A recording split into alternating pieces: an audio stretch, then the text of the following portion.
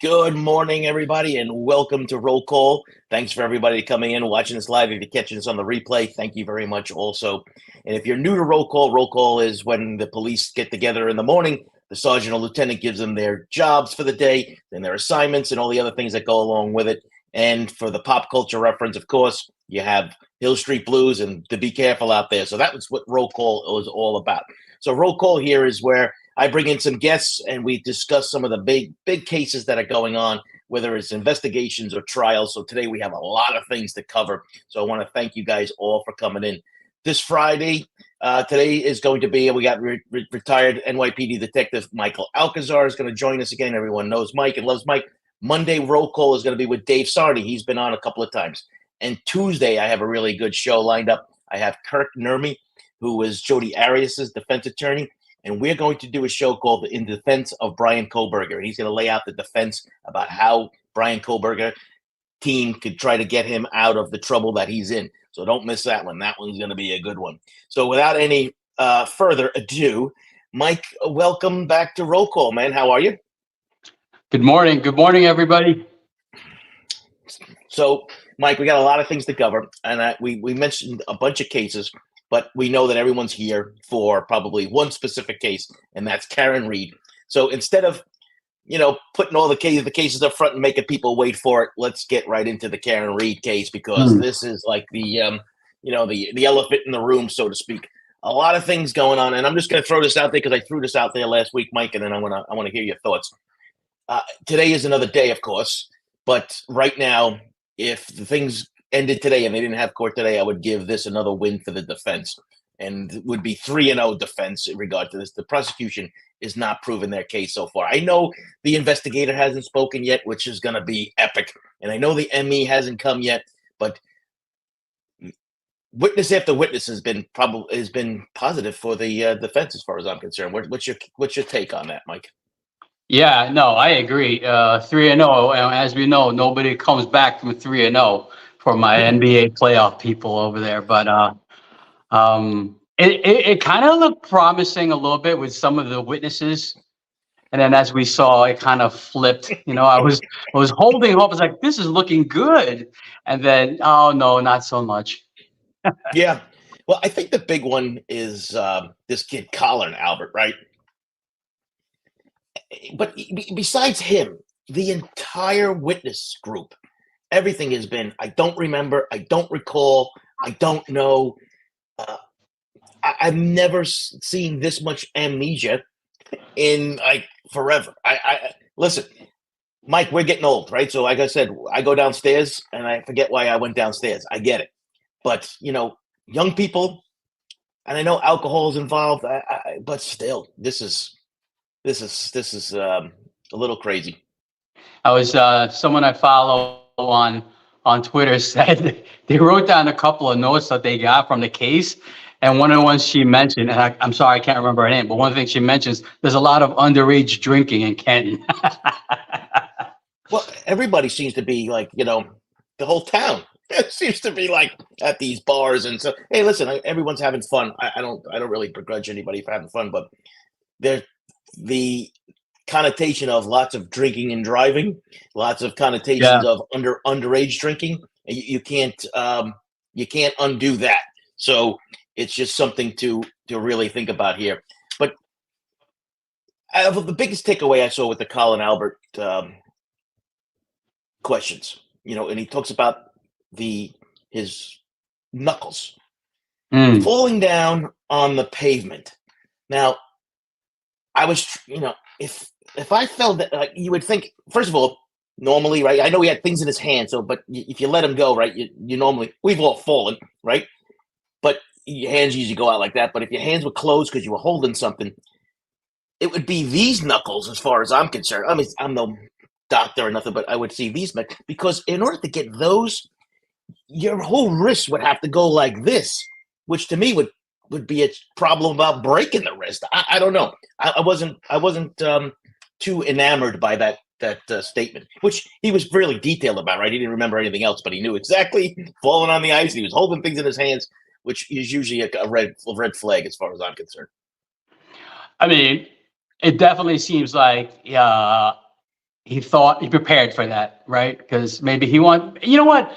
If you got into a fight or if you're hitting a bag and you have these injuries, I don't know if they knew these pictures were going to come up. They should have just been honest with it, I would think. Right? Yeah, I got into a fight, or I hit the bag, or I punched something that scraped my knuckles, instead of coming up with this I fell on my knuckle theory. So it definitely didn't ring true. It didn't look good. I'm sure the jury didn't buy it, especially after the following video, verbally Well, threatening people, right? Is aggravated harassment on social media. well, and there's the other thing about that, right? In regards to this generation, right? Everything is threatened on anonymously on Twitter or on video, right? Nothing's our generation, Mike. In order for you to tell me that, you had to do it in front of my face, which would have led to a fight. That's why I said if you ask Generation X people how many fights they've been into, my God, because everything was up close and personal for us. These kids, nothing. Everything is over the internet. Everything is just lots of disrespect and that kind of stuff, and then eventually that could lead. But if I've hit a heavy bags, I'm sure you have too, right, Mike? You've done some training in regards to working out. Next, I mean, I haven't done it in a long time, but I could probably use a couple of hours in the gym. But you would see it on both hands, right? I mean, and like left hand, right hand, right? You would see, and a lot of people wrap their knuckles for that reason too, because you don't want to cut them. And I've done it. I said I don't need to wrap my hands. I did it, Mike. I had the same kind of cuts above the top knuckles from hitting the bag without the gloves. Yeah, which definitely leads people to think that that was probably something that he did in anger. You know, he just used his one hand, or maybe he did fall down on it and he braced himself with his knuckles. Who knows?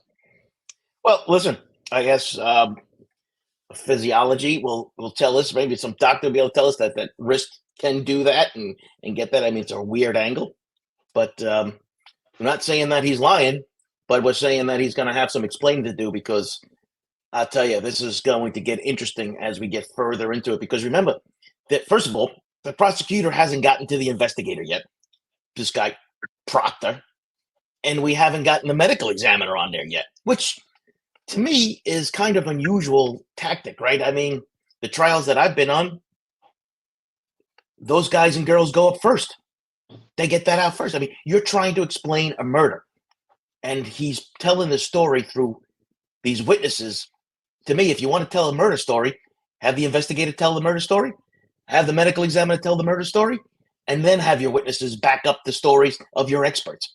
That's just me. I'm no lawyer, but that's what I would have done. Maybe these witnesses that are upcoming, like you said, these people are going to be his heavy hitter, and maybe he's holding him for later, so that's more memorable. Like, if we have these witnesses right now that are getting beaten up, Colin and everybody else, and the Albert. They might just, maybe they'll forget about that and just remember the bigger testimony. Maybe that's his strategy. Who knows?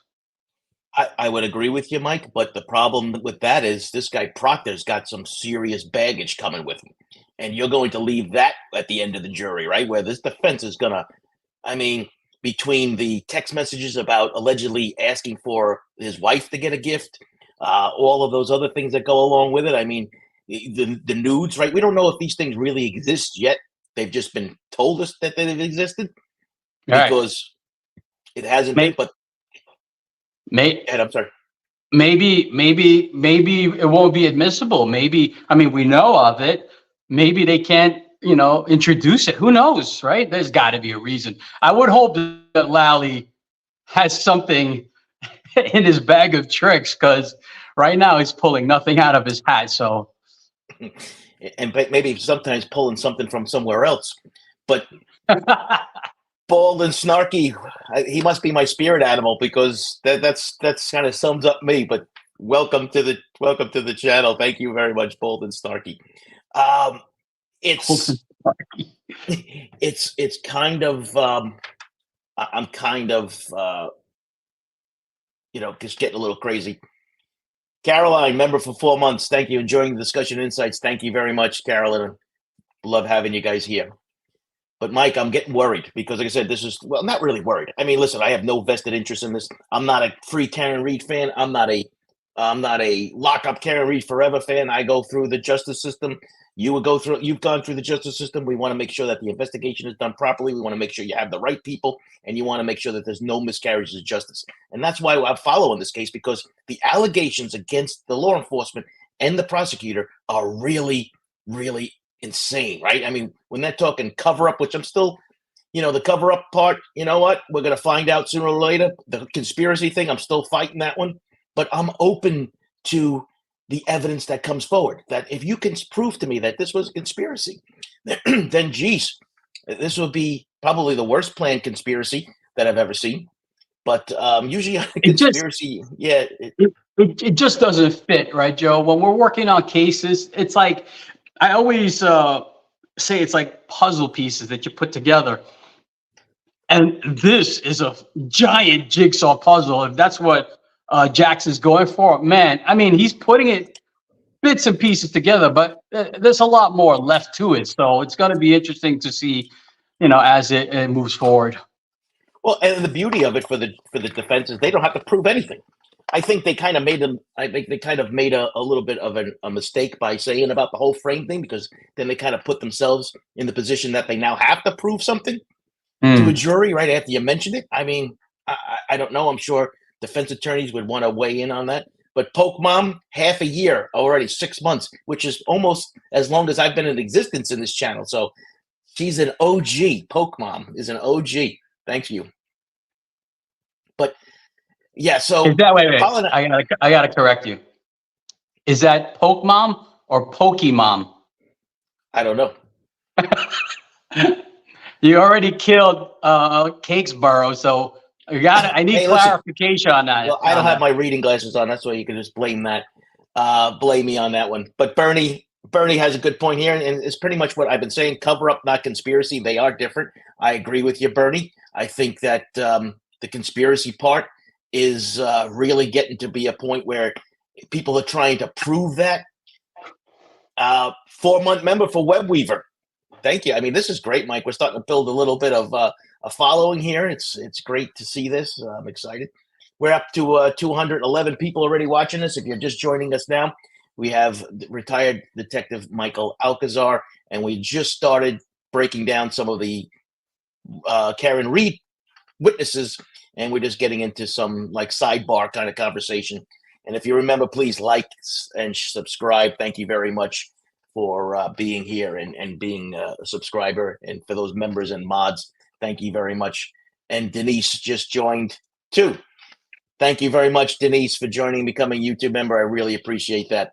But Mike, we're dealing with a situation where the conversation is kind of getting hijacked online. And I try to explain to people, like, don't fall within that whole kind of thing. You know, don't pick and choose the evidence that you like to hear to try to prove your thought. And I've said this, Mike, over and over again, but it doesn't matter. I got people telling me from the last show, Mike, that we were too pro-cop. I'm like, did you actually watch the video?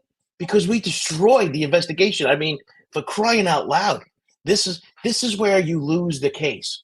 This investigation loses them the case. They didn't give Lolly a case to prosecute, which kind of brings me to the point was, why the hell did they bring this case forward? Yeah. Again, we don't know.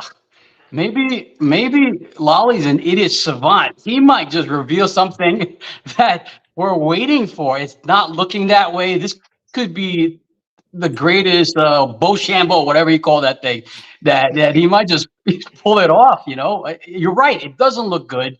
The cops look incompetent. We've beaten up the cops. We've made up the cops. I think Saraf is probably looking for me. I said, we got to stay out of Dedham and Canton. We're never going to be able to go there because I used to hang out in Dedham. I'll never have to go back there. Forget about it. I have friends in Boston too. We're supposed to go up there like in August, you know. I better wear like sunglasses. Yeah, with the nose and the mustache. So Lily Foley, been a member for 2 months. Thank you very much. Yeah, no, it's crazy. Stacy, he says, hey Joe, got my tee. I love it. Thanks to Jan. Also, yes, the t-shirts. there's a link if you're interested in that, and the mugs and stuff like that. I'm not a very good self-promoter, but there it is. Thank you very much. Yeah, it's a lot of fun. But Mike, everybody's named Caitlin, right? So it's hard to keep them all kind of together. True. Yeah. But I want to show you. You had sent me a link, and I'm going to share it to everybody, and I'll post the link.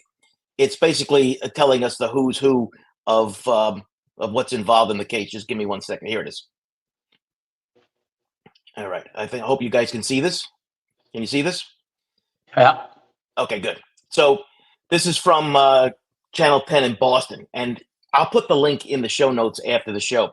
But it's really cool because it gives you this networking thing, and it tells you who knows who and what's happening. So, like for instance, Matt McCabe was in was in trial yesterday, right? And it shows you his connections and who he's related to, and where his. So this is Collins, and everybody's in there. So if you're looking for a chart about who's who in this case, because like I said, I think I had said to you, I need like a scorecard to figure out who's who in this. Everyone's got the same names. Everyone's got the same first names just about. And, this whole thing about Katie McLaughlin, the firefighter, I think is going to be a big thing, right? Do you know this person? Do you don't know this person? I mean, are we trying to redefine what the word friend and acquaintance means? I mean, that's really what we're getting down to with some of this stuff. Yeah, I think this is good to aid the people, us watching it. I think the only person that's missing there is that the female witness. I forget her name, the one that saw the black blob. I don't believe she was in that chart, was she? No, they just updated it because the other day when you sent it to me, Colin Albert's his picture wasn't on there. So they've been updating this as they go along. I mean, can you imagine how big this thing would be if they finally got everybody involved? Well, it's getting there, right? Remember, we haven't gotten to everything. There's going to be more witnesses today coming up, and I said we haven't gotten to the cops and the medical examiner yet. Hope Ain't Fear just gifted a membership. Thank you very much. I wonder who the lucky person is who got that. Just put it in the chat when you get it. Make sure you thank Hope. Thank you, Hope. But I can tell you this. We know that the feds are investigating this case. You, meaning whoever the witnesses are, whoever is going up on that stand, if you go up there and say anything other than the truth, you are doing so at great peril because the FBI is going to get the transcripts. They're going to get all of this. They got all the text messages. That if they are really investigating this case, Mike, you know as well as I do, they got the text messages, they got the emails, they got the Snapchats, and all the other things that go along with it. And that 1 month gap that Colin couldn't explain about talking to his cousin about, where he went from text messages to maybe something else. Yeah, they got all that stuff. And God help these people if they are lying. Boy, oh boy, they're going to get steamrolled. And you're looking at a federal case here at that point. And let me tell you, you're going to jail for a long time. And it is nothing to be played with. People say, well, Lolly must have coached them to say this. If Lolly coached them to say anything other than the truth, he's going to jail too. I mean, do people really understand the consequences of what you're dealing with here when the feds are involved? I don't know. I don't know if they do or not. If Lally coached him, he did an awful job. He did an awful job. And I don't think you're right. I don't think Lolly's going to risk his license, for a case, for this big a case. And like you said, now that the feds are involved, I don't think the police officer is going to risk their careers. Maybe Proctor. Maybe Proctor's going to jail. But guys like Saraf, the lieutenant that said he vouched DNA in a red Solo cup. These guys, I don't believe these guys are lying. I think they're telling the truth. I think they're just very incompetent. And you hate people have to see that. The Karen Reed camp and the conspiracy people and us. You have to watch it without bias and just weigh all the evidence. And it's not looking good, right? It's not looking good. I still believe, I'm just going to put it out there. I still believe it was an accident. And that's all it was. A little intoxicated. She bumped into this guy. The guy cracked his head. I'm not buying the conspiracy. I'm not buying that somebody whacked this guy and they dragged him in front of their property. It just doesn't make sense. It's too complicated. Too many people involved. I just don't buy it. Well, yeah, there's a lot to unpack there. In regards to, like I said, if I don't know about you, Mike, but if I killed somebody in my basement, I wouldn't be leaving them on my front lawn. That's the first thing. And Yeah. and you know what? You had a perfect cover with the blizzard. I mean, there's so many things you could have done. I'm not going to tell you what I would have done, but the issue that comes down to is that this guy's a cop allegedly, right? So he's a Boston cop, so he kind of knows what's going on. The people that everyone's accusing, you think that he'd have a better plan than dump a blob on your front lawn. And I'm getting nuts about this that they refuse to name the victim. I mean, we're referring to the victim, John O'Keefe, as a blob, for crying out loud. And to me, that just gets to a point where you're saying, listen, this case is already bad enough that it looks like it's going to go south even quicker than it already is. But at least give the guy his name. I mean, let's just refer to the body of the victim as John O'Keefe. We've gotten away from that, and it makes me a little bit nuts in regards to this. And I would say, oh, you're saying that because he's a cop. No, I'm saying this because he's a person. It's a human being. Well, why are we dehumanizing him in so many respects? This guy apparently did nothing wrong but show up at the wrong place, or whatever it is. I mean, it is what it is at this point.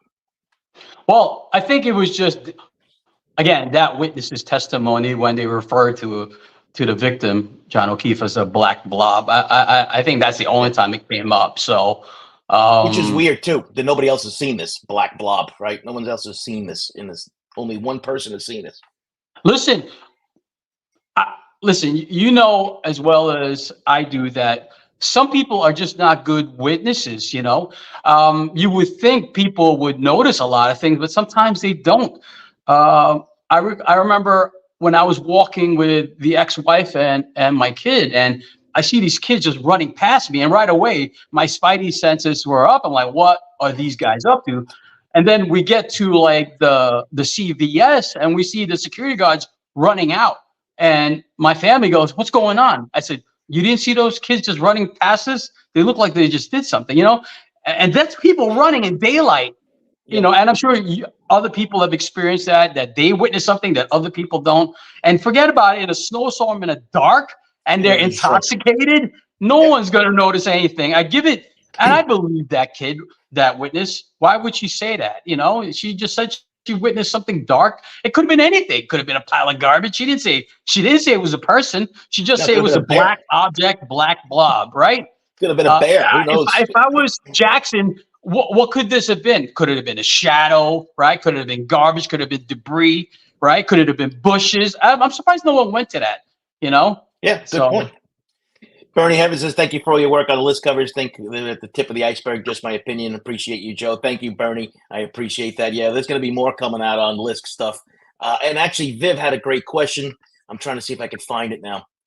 Viv, if you can ask that question again, I was going to get to it, but everything I kind of lost it in there into the this whole mess. I'm trying to watch the comments. Hi, Viv. I'm fast becoming friends with our viewers, Viv and Kay. Oh my God, yeah. This is we have the nicest people in the world. Pokey Mom, not Poke Mom. Hope says, I love when I can catch roll call. She's a member for 6 months too. This is her and Poke Mom or Pokey Mom. So far, like two of the longest ones. But thank you. So Rooster Cogburn says she was drunk and didn't say anything for 2 years. Black blob, lots of laugh. Sure, yeah. This is the other thing that comes up is that Proctor. Hey, wait. We don't know. Did you say on testimony that she never said anything? No, in previous testimonies, it came up. I think it didn't come up in the grand jury. Okay. Is it possible she said it to the cops and the cops didn't document it? Because they document everything, those guys. You know what I mean? Sarcastic. You got to throw the sarcastic font in there.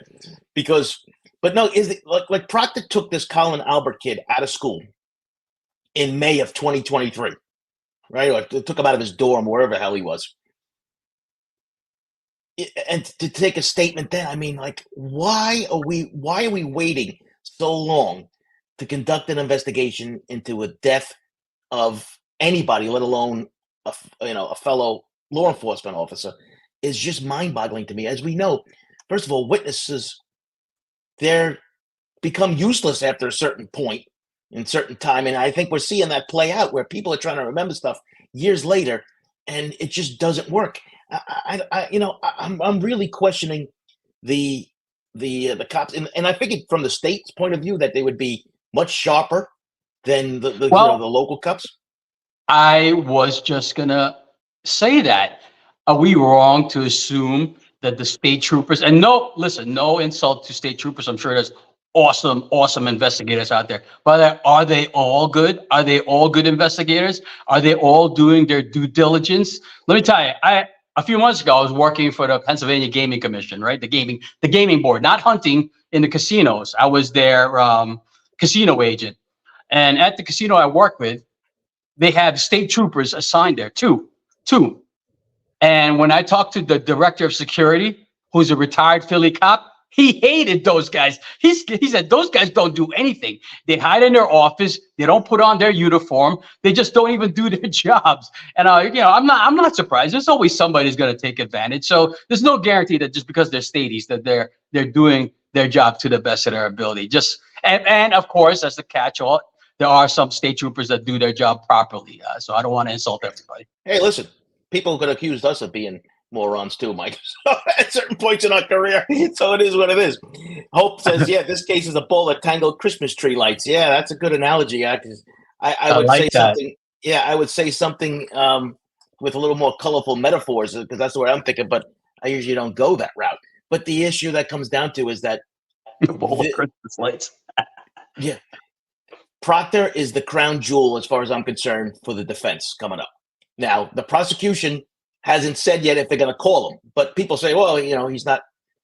I don't care if the prosecution calls him. The defense is going to call him. He's going to be up on that stand. And if he says, I plead the fifth, he's done. The case is done. He's going to get fired. I mean, it's just as simple as that. So I guess he's going to look at it and say, well, do I get fired or do I go to jail or what have you? But let me tell you something. It doesn't really matter what he does in that respect because the feds apparently are looking into everything. And it's got to be on this guy. He's got an internal affairs investigation. It's going to be, remember, people say, well, there's an internal affairs investigation. Let me explain something to you guys about this. And I'm not going to talk to you like kids. So don't get me wrong when I say, let me explain this. But I worked in internal affairs for New York City Police Department. There are rules about how to do these investigations. And here's a future quiz question. Garrity versus New Jersey says when the police are involved in something and there's an investigation, it's considered an administrative investigation. The criminal case always goes first. So when people are saying, well, we're going to wait till the internal affairs, I'm like, no, internal affairs is doing their case, but they're not investigating it like you think they are. Because once there's the criminal investigation, whether it's from a local prosecutor or it's from the federal government, that stops. Because what happens is anything that you find in that administrative trial or you do something, you talk to him, will be thrown out. It can't be used against him in a criminal trial. So that's an important aspect, I think, that people may not understand. I know, listen, people say, well, Joe, you didn't know, you don't know everything about the case. Listen, I'm not living up there. I don't know every little details. But what I can tell you is that is a Supreme Court decision, and it happens everywhere in the country. So don't think that we're waiting to see what internal affairs tells us from the state police in Massachusetts. You're out of your mind if you think that's what's happening. That's a great point, Joe. And I guarantee you haven't heard that anywhere in any other YouTube show. That's good information. That's really good information. So here we are. So Sarcasm for Fun just sent us a nice sticker. Says, good morning, Mike, Joe, and Mods all in the chat. It's Facebook group to share photos. I just got my T-shirts, mugs, and journal. Yay. Make someone smile today. Don't forget to smash the like and comment. You know what, Sarcasm? Maybe I will start a Facebook page. I don't know. I'd like to have something other than the community page so that you guys and I can, chat and share stuff. So I think that would be good. So hang on tight, Sarcasm. I'll have to figure out something. And maybe, Mike, you could help me out and figure out something because you're I'm a Luddite. I barely know anything. So, okay. Well, I bet you still know more than I do. Oh, listen, you download videos for me. How many times do I need something? Mike, can you download this video for me? That's because you got an iPhone. Is that a knock on iPhone use? No, not at all. I know. Please, we got enough people that are going to be coming after us for Karen Reed stuff. And here's the other thing, Mike. I think we've been pretty fair with our coverage so far. We've called out all the things that we have. And matter of fact, we haven't been really positive on anything the prosecution's done. But I still get comments all the time that I'm pro Karen Reed.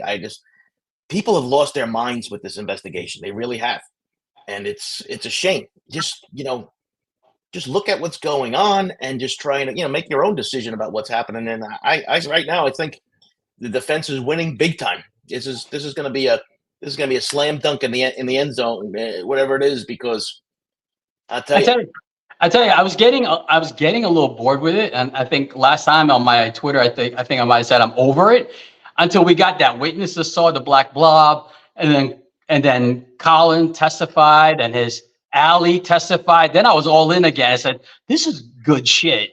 Like I said, this is going to be a movie, and when I'm watching these guys testify, I'm trying to picture who's going to play him. This is 100% gonna be a movie. It's going to be amazing. And I want to see who plays Proctor. I don't even know what Proctor looks like. And I know I saw his image, but I forgot what he looks like. I'm curious to see who's going to play him.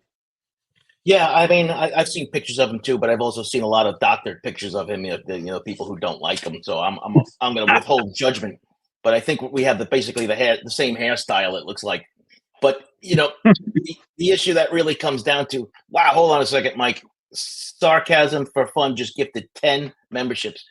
Sarcasm, thank you very much. We have 453 people in the room, so 10 of you are just going to get 10 of you are going to get a membership. And listen, folks, there are in the community posts, there are quiz questions every day. Every Sunday is a poll, so make sure all the new channel members, we're closing in on 10,000. So if you are a new to this channel, make sure you go over there, check out your quizzes. I give quizzes on forensics, criminal investigations, court cases, all the things that you guys follow on TV. And you can, get those kinds of information out there to try to better understand about what's happening behind the scenes. So I think, and there's lots of members only stuff out there, including Where's the Crime Scene? So Sarcasm, thank you very much for your continued support of this channel. Now, who are you looking forward to more, Mike? Proctor from let's call it the professional side, right? Non-civilians. Proctor or the Emmy? Who do you think is going to be more important let's start off with the prosecution's case. Which one do you think is going to be more important? For the prosecution? Yeah. For the prosecution, probably the Emmy, I would think, because Proctor's going to get destroyed. He's going to get destroyed by the defense. So I think, the Emmy is going to be better for the prosecution, and for the defense, of course, they want Proctor, right? Oh my God. Now, the Emmy testimony is going to be only as good as what the defense can destroy the collection of evidence, so definitely very interesting. I don't know when they're coming on, but that's going to be very interesting. Well, we really haven't seen any evidence, right? We saw the broken glass from Lieutenant Lank, who doesn't know what evidence tape is. We have like very little things, right? We hear about these chips of glass from the car. But we really haven't seen anything else. Like I said, if this is all they have, boy. Anybody know anything about Lolly? Like how many homicides he's done before? Have you heard anything about his background? No. His background? I have weird. No, Usually, none. they always come out. So, like, as well as I do, Mike, when you have homicides, like we have a homicide bureau in each one of our boroughs, right? So each one of our counties has their own homicide person, and they at the DA's office, and they choose who is going to get the case. And if you're going to choose a new person, you usually see co-counsel, right? Because you want to get this person into a homicide prosecution case, but you don't want to see them flounder around. So I believe the DA is this guy named Morrison. I'd like to ask him a question after this is over and saying, what made you pick Lolly? And if this was the first time he did, I don't know if it is. So I know I'm going to get all kinds of emails. Oh my God, you don't know anything about the case. How could you expect me to know everything about who's who? And it just, Pamela Rinke, thank you for joining and becoming a YouTube member. Thank you very much. And Sarcasm for Fun just donated another 10 memberships. That's 20 memberships. Thank you. Sarcasm for Fun, thank you very much. So there are 20 new members now. Thank to sarcasm. Thank you very much, sarcasm. I really appreciate that. But Mike, what do you think about that? Yeah, it'd be scary if this was the best of the best and they knew this was going to be a high profile case and Lolly's it. That's scary. But again, he could just be fooling us. Again, this guy could be Mandrake. He could just pull something out like, oh my God, slam dunk. Who knows? I can't wait. I can't wait. He's so calm, right? He is kind of calm. He's not getting rattled. So we don't know. I don't know. Yeah, no, I hear you. What do you think Alan about Alan Jackson is looking like a rock star, right? And Yornetti, somebody called him Yornetti because he was yawning the other day. Yornetti, he's okay, but Alan Jackson is a rock star for sure, for sure. Yeah, and there's a female lawyer. Do you know what her name is? I keep on missing it. I did. It escapes my mind right now. Yeah, I mean, she has a very good defense team. I can tell you, this is the only thing about the female lawyer, if that's the one I'm thinking of, she's always blocking Karen Reed. When they're panning to Karen Reed, the female lawyer is always blocking her. I'm like, oh, get another angle because we want to see Karen Reed. I want to see Karen Reed. Well, you want to see her. You want to see her expressions because she was upset at the defense at her counsel the other day. She was really upset, and I think she caught herself because she looked at the camera, like look right into it, and then realized it, and then kind of like she was rolling her eyes or something. So who you with says the female lawyer is Miss Little. Thank you. So Attorney Little is also, she's been pretty good too. I mean, she's got herself a great defense team. She's got a lot of different things. Bayou Babe says she was smiling yesterday. You know what, Bayou? She's got a lot to smile about because the case is going in her favor as far as I'm concerned. And, she's smiling a lot. She's doing like press conferences on the way out. Yeah, which if I was her attorneys, I'd be very upset about that. So, you're an ongoing investigation. Listen, there's a lot of people that don't like her, and there's a lot of people that do like her. But you know what? Walk past the cameras. Don't say nothing. Don't smile. Look very, kind of just look straight ahead and walk. You think Lolly doesn't know that? You think Lolly didn't tell her that? Or do you think Lolly's encouraging that? The jury's not seeing that. But, at least we don't think the jury's seeing that. Well, Lolly, he's the prosecutor, so he wants her to do all this stuff because she's going to make, she could make a mistake and say something. But yeah, Yornetti and Alan Jackson. Not Lolly, Alan Jackson. Sorry, now I'm getting it confused now. Yeah, that's okay. Yeah, well, there's so many people. It's tough to keep track. The Caitlin McLaughlin, Mike, we just hit 500 people in the room. So thank you all for joining us. We're discussing the Karen Reed case. So please remember to like when you walk in or come into the room, or at least when you're leaving. You just hit that like button. I appreciate that. Thank you very much. Caitlin McLaughlin, the firefighter. She's the one that said, I hit him. Right? She said that Karen had said that to her. Basically, and none of this is really documented. Do you really think that this becomes a big deal? I think it becomes a big deal because they were impeaching Caitlin.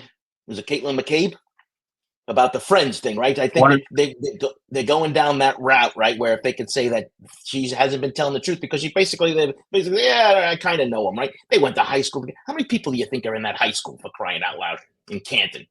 I mean, I think in my high school, we had like 220 people. And I know pretty much every one of them by face or by name for sure. And I would have known if I hung out with them at a time when, I do. So I find that a little unusual. I think it's safe to say the whole Canton community knows everybody. It seems a very tight-knit. Everybody knows everybody. Noto 37 just became a member. Thank you very much, Noto. I appreciate that. Welcome to the channel. Here it is. So White Paint said 200 in the graduating class. Yeah, so mine was about 220. So you kind of get that you're with these same people for years. You pretty much know everybody. And they were on the same track team. I mean, how many people were on the track team? 10, 20? I mean, after a certain point, you just say to yourself, like, why are you trying to, I don't want to say obfuscate or hide something, but trying to make it look as if it wasn't as big of a deal as they're trying to make it out to be. It says, we just goes to show to me that Lolly, if he prepped him, he didn't prep him what to say. right? Prepping came, it was a big speaking point yesterday about Colin. Like, it's a big no-no to be prepped by the prosecution. And I think as we've discussed in our shows, that's normal to be prepped. That's nothing bad. We're not saying he's telling him what to say, but he's like Colin testified that he was prepped about like what questions he might be asked. And that's perfectly fine. Right. So I think Lolly's on the up and up. He's on the up and up. He did what he could, maybe not to the best of his ability, but just by the testimony, by the witnesses, you can see he's not telling him what to say. He's not guiding him along. So again, it might be to his detriment for this case. Well, because they can't, right? They can't say, well, if they ask you this is what you need to say. No, they don't do that because that would be bad. That would be bad. But the issue that comes down to is that when Colin is up there talking about his knuckle thing, it's almost as if Lolly was surprised about that information, right? I mean, I think asking him about that photo and saying what happened, I don't know. It seems like Lolly gets blindsided a lot, so yeah, I mean, again, if he prepped his kid, he would have had a good answer for that already, right? But he didn't know what Colin was going to say. He said it, and now Lolly's got to clean it up as best as he could, right? So, right, and the videos being allowed in. I know people have said that the judge has been very pro prosecution. But letting those videos in of him saying, bang, bang, I'm going to do this, I'm going to do that, I think was huge for the defense because the jury gets to see a different side of this kid who's up there, with his hands folded and answering these questions.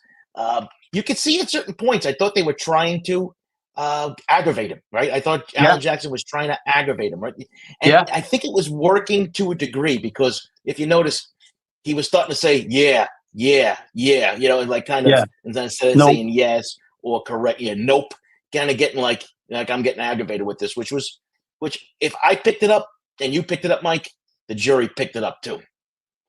Yeah, that, and he's asking him to rephrase. Everything goes, can you rephrase that? Can you rephrase that? In fact, at a certain point in the cross, Alan Jackson goes, it almost challenged like his vocabulary. I can't remember exactly what happened, but it was kind of funny. You could see that Jackson was getting annoyed and he was trying to trigger the kid, and the kid for the most part did a good job. But it's funny because just like everybody else, I'm watching it in the beginning when he was being interviewed by Lolly. I said, oh, pretty good witness, nice kid. And then boom, it flipped. I put a post on my Twitter where he seemed like a nice guy, like in that movie Christine, and then boom, this guy's a bad guy.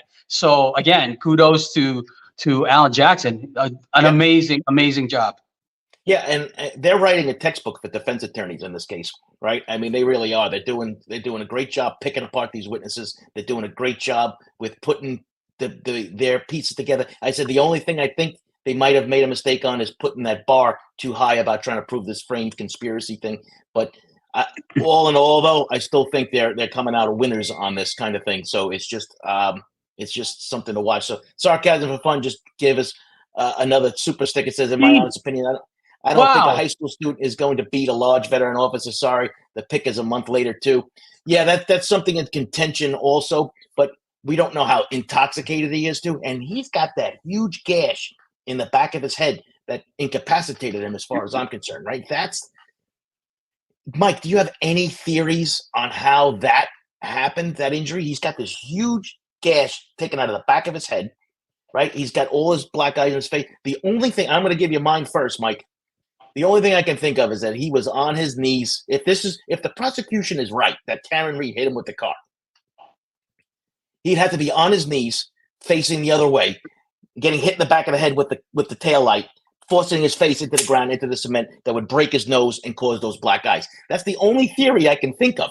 And to me, that's kind of unlikely in many aspects. What say you? I like that he was hit. I think I got a couple of theories. He got hit in the face, broke his nose, and then he fell backwards, smashed his head, and the skin split. Right? And then people can say, the conspiracy people can say he took a bat to the head in the basement, then they dragged him out.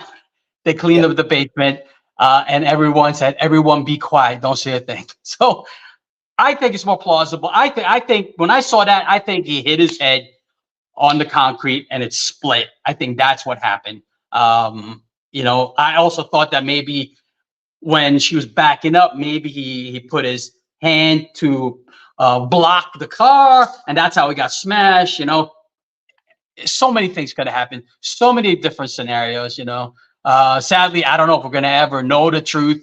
We're only gonna get what's more believable and what the jury is gonna buy. So, yeah, I mean, to me, that's the only thing I could think of, and boy, that's a stretch. It's kind of thin. they also challenged the photos, right? They're saying that happened, a month after the incident, and then they're showing images of him without the gashes. So I think again, it was a good pitch by the prosecution, but I think that's going to be shown that with other images that might not be the case. Now they're saying that the lolly could, other people could have doctored that. And I know the prosecution did a good job saying only picture that couldn't have been doctored is the one taken by the website. So very interesting for sure. Yeah. So here's Quentin Owens, right, the DUI guy. I guess he's another YouTuber, I'm assuming. Went through Lolly's background yesterday. He only has prosecuted one other murder case, which he lost. Supposedly, a guy backed over his wife 4 times in the driveway, and Lolly bottled the case. What a coinky-dink. Maybe that's his only. That's his only game plan. True, somebody running over true, somebody. Right? He's becoming the expert in backing over people cases. I don't know if any of that's true or not. But Quentin, thank you for that little tidbit of information. But can you imagine if that's it? No, I can't. Well, listen, we know Canton isn't a hotbed of murder activity. Yeah. We know that. Just if you, but still, like I said, even if he lost one, if I'm the prosecutor, Mike, and we've dealt with this hundreds of times, give him some support. Give him another prosecutor that has won a homicide case to try to uplift. You don't want to send a defeated person into a case. What if he's it? What if he's it? That's it. That's all they got. Then it is what it is, right? But at least have an explanation. He's going to have to answer that, because I guarantee you, at the end of this case, if the prosecution loses, they're going to be asking Morrissey that question: Why did you pick him? And why didn't you give him any support? You have all these other people on staff, right? This is going to be. It's going to be a. So Pete Pranzo said he's the driveway king. Yeah, I mean, it's funny but not funny, right? When you think about this, we have a death. We have a death involved in this case, and it just seems as if, God, nobody wants to take the reins on this. But I can tell you, Mike, I don't really stream the court cases, right? A lot of other people do that. I don't get involved in that, so to speak. But Mike, if you're available and Proctor is going to be doing this, I think we should stream it live, and let's talk about just the cop stuff, right? That's what I try to stay away from all the other legal stuff, because I'm not a lawyer. I don't know, but I think that I think we should try to stream that. If you guys want us to see us stream this and pick apart what the cops are saying on the stand, specifically Proctor, let us know in the comments by saying yes, and if you're going to watch it, because I know there's so many people doing it, and the competition for that is so far great. But but no one's going to make fun of Proctor as much as we will. It's going to be comedy, and it's going to be police science combined. Yeah, no, and we're listen. If you haven't watched us, I think we've been very fair. Listen, if the cops do a good job, Mike and I say it, and if the cops do a bad job, Mike and I say it, and I think that's what makes us different from a lot of the different shows out there. I call it like I see it. I mean, listen, has it made me friends? Absolutely not. But I'm not. Mike knows me probably better than anybody else in this respect, because I was never one for kissing people's asses and making friends just for the sake of doing it. And if I didn't like you, Mike, did the people know it? Oh yeah, 100%. 100%. I never sugarcoated anything. If I didn't like you, you knew it. It's as simple as that. Yes. And then, so yeah, the Higgins case is coming up. Mike, we have, believe it or not, we're at 50 minutes, 530 people in the room. I think this might be a record for me. So that's great. Thank you for everyone who's joined us. Please remember to like and subscribe. I want to get into a couple of little things, other little cases, because there's a lot to talk about this case, Karen Reed. But I want to spend the last 10 minutes because there's a couple of other big cases. First of all, just a quick note, Matt, I was hanging out with Gisela and Grizzly True Crime last night. She was covering Madeline Soto. There was some new information that came up there. So if you want to catch up on everything with the Madeline Soto case from Florida, go to her page and watch the show. But I just wanted to bring up a couple of points. 1,700 images, Mike, were recovered on a Google Drive, that internet thing, whatever. So, and it was all kinds of bad stuff on there. So that was another little interesting tidbit. So if you want to really catch up on what's going on with Madeline Soto, head over to Grizzly True Crime. And Mike, you were on Law and Crime Network yesterday, right? It was, and this was a case that I haven't heard about. Brayden Butcher. He's was he 8 years old, Mike? I'm gonna share the screen. Yeah, he was 8. Yeah. As I'm pulling up the screen, Mike, could you just get into a little bit of the background on this as I pull it up? What happened with Brayden? He was a special needs kid. He died, and 2 years later, they not convicted. I'm sorry. They indicted the parents for murder of their child. Right. So here are these two people, and I'll call them people for now because they've been indicted under a grand jury, but they're out in jail. Remember, everyone is innocent until proven guilty. So I'll just call them people for now. Mercedes Cahoe and Joshua Butcher. They had an 8-year-old, Brayden, who had autism, and he might have had a couple other ailments. But yes, Mike, you brought up a good point, right? So the child was taken to the hospital, and the nurses saw something. And Mike, you made a great point on Law and Crime Network that I want to talk about because I think it's important for everyone to hear. And that was being the mandated reporters. Could you explain what the mandated reporters is and why that's important in any kind of these child abuse cases? Yeah, if it's the responsibility of medical personnel, doctors, nurses, if you bring a child with a suspicious injury, that you have to report it to the police so they can investigate it. So that, I don't know. I think we have a couple of nurses here on the chat, and I'm sure they know about their responsibility as mandated reporters. So we saw that in the Gregor case, the treadmill case, and so a lot of people out there responsible for the safety of children when they come with injuries, suspicious injuries. Yeah, and what I liked about this investigation is that when the child passed away, the family wanted to cremate him, and apparently Yes. that didn't happen. That didn't happen right away, right? So I guess the observations, and this is why the medical staff, and listen, mandated reporters also are teachers, police officers, all mandated reporters. And I don't know about any other state, but in New York, if you are a mandated reporter and you don't do it, you get charged with a misdemeanor crime about not reporting. That's how serious it is in regards to this. So they will charge a cop, a nurse, and anybody else if you don't mandate a report. But Mike, the family wanted to cremate this child. It didn't happen right away. They did the autopsy. They found some what they said blunt force trauma. Blunt force trauma, yeah.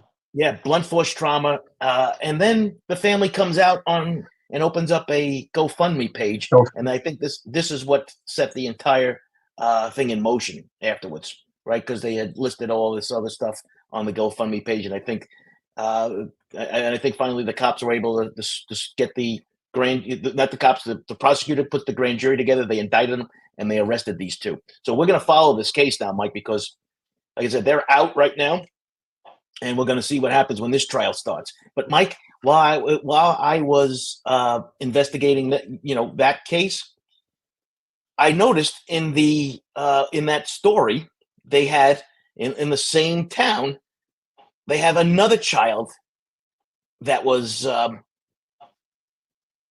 killed, and they arrested Ariel Lealhorn and Charles Jackson McLennan Jr. and they charged him with first-degree murder of child abuse. This happened only a few days prior to this, a case that I never even heard about, and I didn't hear about the Brayden case either until you were on Law and Crime Network. The issue that comes down to this case is even more horrendous because this kid was 11. He was found in he had sepsis, right, which is the infection, and he also had all these sores all over his body that the doctor said that is from non-movement. And Mike, when I heard that, the only thing I could speculate is that they had this kid enclosed in some sort of container or box or room where he couldn't move. So this case is going to be absolutely horrific. And Mike, between the Harmony Montgomery case, this kid Brayden, and now this child, what's going on with these people and these kids? I can't understand it. And it just, I don't know. We're going to follow that case too, Mike. And maybe we can Yeah, have an it's update. it's definitely crazy. I mean, a lot of these cases are now getting spotlighted because of cases getting shown on the news, and now they're getting the attention, right? Just like when we had the Gabby Petito case, all of a sudden, all these missing cases were being brought to light, and now all these child abuse cases, child abuse, child homicides are being brought to light. So again, I attribute that to the news, to the social media. So good job for our true crime community for bringing attention to all these cases that not getting the attention they deserve. Yep. And there was one more just quick update I want to do before story time, because Mike's got to do story time. Mike, Mica Miller, Mica Miller, right? We all know what happened to Mica Miller. She committed suicide. She bought the gun. They got the video. They did the investigation. We covered this case and we kind of said that was going to happen, right? Look, they got the surveillance video of her truck. They did everything that we kind of said that they should have done. And there was a good investigation. However, there comes the federal investigation card pops into this one again too. Now, the interesting fact here, Mike, and I want to read something quick to everybody because to me it was kind of interesting, Mike, and I want to hear your take on it. So, what happens here? This is from the Time magazine. They said, Sheriff Bernice Wilkins said, based on the information gathered during the investigation and jurisdiction reasons, the sheriff's office has requested the assistance of both agencies. No other information will be released at this time, right? So clearly, Mike, this is saying that the sheriff is saying we invited the feds in to do an investigation to help us out because there's two different jurisdictions about this case. And you agree with that statement? Yeah. Okay. However, another paragraph down says the statement from the sheriff was later refuted Tuesday by Damian McLean, a veteran investigator with the sheriff's office, who clarified that the federal help was requested to look into information that is unrelated to Mica Miller's death investigation in North Carolina. Mica Miller's death remains to be declared as a suicide, end quote. Boy, is that a contradiction of terms there. What was your take on that little tidbit there, Mike? It just sounds like they're not communicating, and, like we discussed earlier, too many people are saying too many things, work together before you make a statement, it just sounds unprofessional. It sounds suspect, and it leads people to believe that maybe something else is going on. There might be, there might not be.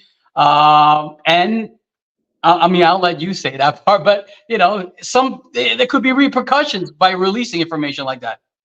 Yeah, and the repercussions was try to walk this back. But here you have the boss saying something, and then there's an underling that has to kind of walk him back on this.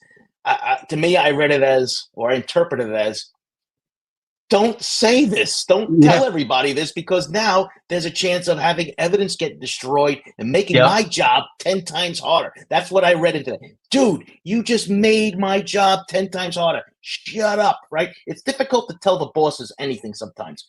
And sometimes these bosses, and Mike and I have dealt with them, they just want to get up there and share the limelight. They can't wait to share certain things. And this is where the whole transparency / investigative information comes at a crossroads, because I don't think that information should have been let out to the public, excuse me. I don't think the sheriff should have said it, period. Why would you want to tip your hand if you're investigating this case and the feds are coming in to help you with the U.S. Attorney General's office, by the way, too? This just isn't this isn't just the FBI. You got the U.S. Attorney General's office, which means they're looking at federal charges if they're doing this case, because maybe they're doing something with the state lines kind of stuff. Yeah, I don't know. I mean, it's simple. Yeah, the boss got excited. I gotta say this. Not all bosses, not all chiefs, not all captains have an investigative background. They're really good test takers. It's very few that actually rise through the ranks as investigators. And this guy probably rise through the ranks because he took a lot of exams, right? And he got all excited because his investigator told him, maybe there's a possibility of this. Let me get on the news and tell people that, to make me look good. There's a young lady I follow on Instagram, and I'm sure some people follow her. And if you follow me on Instagram, I'll post it. She does this meme, but all she does is she'll say something like this, right? Like what this captain or whatever chief said, and she goes, "Shut the fuck up." It's so good. She does it so many times. Perfect example. Honestly, Mike, those are the words that came to my head when I read that. Just shut up. I mean, my God. And Mike, we've dealt with this in the squad. I mean, sometimes at the highest levels of the department. And I would tell people, don't say this in the news. Don't. You're going to make my job 100 times harder. Yeah. And then you're watching Channel 7, and there he is saying exactly what he's told about to say. And you're just like, I give up. I quit. I can't take He wanted to give himself an attaboy. This is what my investigative been doing. He let him behind the curtain. I mean, we don't know. It could be something. It could be nothing. But shut the fuck up. I think, I know. I think there's something definitely bubbling below the surface here, Mike. I just thought that was an interesting tidbit on the Mica Miller take, right, about now the FBI investigations. Now the question is, are they or aren't they? And I think maybe boots on the ground might be able to tell us a little bit more about what's going on over there. Mike, the floor is all yours. It's everyone waits for Mike's stories, and I this is my cringeworthy moment. Okay, I just got to tell everybody that Joe never has an idea what I'm going to recall, what story I'm going to tell. He has no idea. No idea. It's not rehearsed. There's no prep. Much like Lally, there's no prep. So I'm just gonna talk about a case. This isn't really a story. This isn't really funny. Earlier we were talking about puzzle pieces, right? So when I was in the squad, when I was assigned to the detective squad, I worked in the BRAM. The BRAM is the burglary, robbery apprehension unit. So there's the BRAM and the regular squad. As burglary robbery, as you can tell, I only investigated burglaries and robberies, and the squad investigate everything else. At the time, I was in the BRAM. Eventually, I rolled into the squad. So the squad would investigate homicides, grand larcenies, domestic violence, petty law, everything. They'd catch everything. I would specialize in burglaries and robberies. So one night, I got a case. I think Night Watch responded first. I wasn't in Night Watch yet. And it was a shooting. It was like two guys were chasing each other, and one guy shot the other guy, right? And I think the victim got grazed. The purpose in the wind. Now we get to the scene, and this Vic is saying that it was an attempted robbery, and he was shot. Right, Joe? I'm giving you Joe doesn't know where I'm going with this. And now we respond, and we do a victimology. I run a quick check on the victim. He's a perp. His rap sheet is amazingly long. He's been collared for robberies. He's been prosecuted for. Does everyone know what rap stands for? I'm not sure. Does everyone know what a rap sheet is? What does that stand for? Or are they so savvy that I'm just giving something so kindergarten? But maybe that's a quiz for people. I'm sure they're gonna put it. But his rap sheet was amazingly long. This is a long story. We're gonna go till 9:30. I hope you paid the bill. But so Joe, you're the sergeant, right? You respond. This guy got shot. Assault 2, right? Maybe assault 1, depending on the injury. And then he's saying he's robbed. Who catches the case? Robbery team. Robbery? Hey, well, he says he's now. I gave you. I don't want to lead you on like Lally does. The shooting. Well, the shooting, the attempted murder thing is going to take precedence in regards to You would think, right? Right? Yeah. You would think. So who would catch the case? Would it be the BRAM or the squad? The squad. See, the guys are learning something here. I thought it should be a squad case, right? Because listen, I'm in the BRAM. I got 10 million burglaries and robberies. I don't need this. To me, this is a squad case, right? Plus, the victim's a perp. This guy wasn't robbed. This guy was shot because he was probably it was probably like a gang thing. Anyway, I didn't get to interview the Vic. I just ran his name, found out he's a perp. I go to the hospital. I go to Bellevue, and a patrol officer is sitting on him, right? I already ran him. I know he's a male black. The perp was a male black with this long rap sheet. I get to the hospital. Now I'm going to interview this knucklehead, right? Because now I caught the case before breakfast. I got to go interview this guy. I go talk to the cop who's sitting on him. I said, because I'm looking who he's sitting with. And I said, where's my victim? He goes, this is your victim. The guy he's sitting with is a male Asian American. Specifically, he was male Indian. I'm like, wait a second. So now I said, okay, maybe I'm wrong, right? I talked to the guy. Are you a victim of a robbery? Were you shot? The guy doesn't know what I'm talking about. So just talking about like a clusterfuck, right? The cop was sitting on the wrong guy. My victim is in the wind. So I can't even interview him, right? Just made my job more difficult. Because now I got to hunt this Vic/perp, right? Let me tell you. So, Joe, this is going to be knocking on doors, making phone calls. That's even if he even gave good information on the 61, on the complaint report. We call it a 61. If he even gave the right address, if he even gave the right numbers, right? There was no email at this time. But luckily, this guy had a rap sheet. I had his prior addresses. So I have to go make visits now, right? Just made my case. Now I'm just trying to close out this alleged shooting, right? So now this is the puzzle pieces. So I go knock on doors on all the stupid addresses. I'm leaving business cards left and right. No luck. Weeks go by. This guy finally returns my call. He calls the squad, and I'm talking to him, and I said, "Oh yeah, I need you to come in." Now, because they already there was already misidentification in the hospital. They're sitting on this Indian guy instead of him. I need him to come in. I need to do a face-to-face interview. Makes sense for everybody? I can't just do it on the phone. Now, a lazy cop, yes. A lazy detective, yes. I interviewed him on the phone. I don't know who I'm talking to. I have his mug shots from his rap. I got to do my due diligence. I got to interview him in person. He says, sure, I'll come in. So I make an appointment for him to come in the squad. Meantime, I said, listen, I don't have his number, right? Give me a good number. He starts giving me a number, 917-12345. And I'm like, okay, cool. I write that down. He goes, no, forget that. No, forget that. Don't use that number. Use this number. And gives me another number, 212-12345. Boom.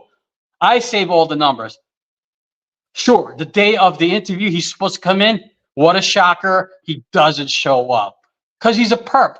He's in the wind. He doesn't want to come in. He couldn't be bothered. He's probably robbing, shooting, doing drug deals with somebody. So I start calling the number. I first called the number, the second number that he said was the good number. No response. So I still have the bad number that he says no good. I call that number up. Somebody picks up and said, hey, is this John Jones? I'm just making up a name. Is this John Jones? He goes, no, this isn't John Jones. This isn't John Jones. I just, who lives at so-and-so and so-and-so. He goes, no. You have the wrong number. I said, oh, interesting. So I hang up. So it was a bad number, just like my perp victim said. Lo and behold, the guy I just spoke to on that bad number calls me back up. And this is where it gets interesting. He calls me back up and he says, hey, detective, just curious, why are you calling this number? I said, well, John Jones is my victim for the shooting, blah, blah, blah, all this. I give him all the information. He goes, detective, I was a victim of a robbery and somebody stole my phone, this phone. I was like, oh, interesting. What did the guy look like? This guy proceeds to describe my victim, his perpetrator. I said, oh, just like I thought, this guy's a perp. I said, tell me something, who's got your case? So the 6-7 squad got the case. The 6-7 detective squad got the case. They're looking for my victim because my victim is his perp. I talked to the squad guys. I said, listen, your perp is my vic. Are you looking for him? Yeah, we're sitting on his house right now. I said, great. Because again, this guy is just in the wind. No one knows who he is. No one knows where he's at. I mean, so I get a call from the 6-7 like at midnight.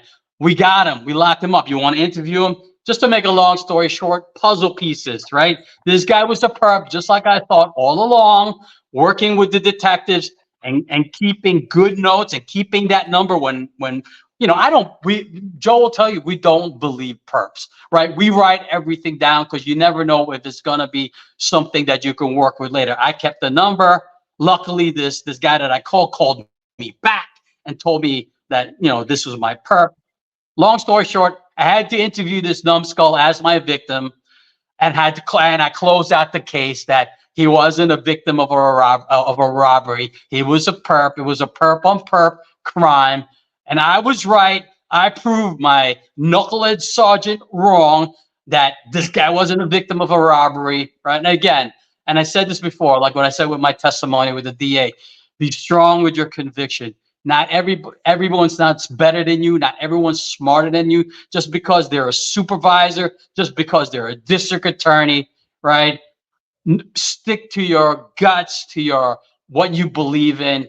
Just like me and Joe stick to what we believe in this case. And we're not doing that because we're siding with the cops. We just have a little bit more experience, and we've seen this movie hundreds of times. And that's my long story for a short point about putting puzzle pieces together. And if it doesn't That's a fit, good story though. You must have quit. you must have quit. That's a bad one. That's a bad one because that guy is guilty. All right, listen. Good story, different kind of story than we're normally used to, right? Usually the scatological kinds. But we are finishing up today. Mike, thanks again. You hang out 1 second. Everybody else, you guys have a great day. Go check out Grizzly True Crime in Gizla, and Jay, The Shaming of Jay is streaming. The court cases today too. Lots of things to watch today. So go in and enjoy those things. You guys listen, have a great day, and we'll talk to you soon. Bye, everybody.